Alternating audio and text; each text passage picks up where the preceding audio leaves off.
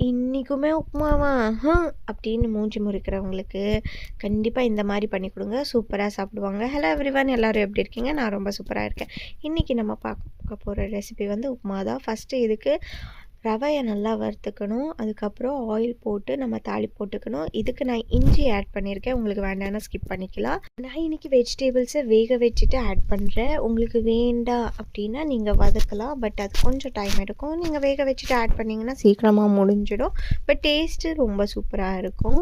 நான் காய்கறி வேக வச்ச தண்ணியே உப்புமாக்க யூஸ் பண்ணிக்கிறேன். ஸோ நம்ம உப்பு போட்டு நல்லா கொதி வரும்போது ரவை போடணும். இதுக்கு சீக்ரெட் இன்க்ரீடியண்ட்டுனா சர்க்கரை தான். ஏன்னா புளிப்பு காரம் எல்லாமே இருக்கும்போது கொஞ்சமாக சர்க்கரை போட்டு ட்ரை பண்ணி பாருங்கள், உப்புமா சூப்பராக வரும்.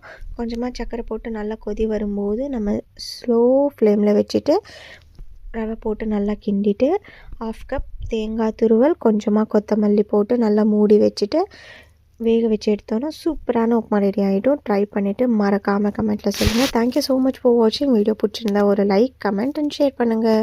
Please subscribe.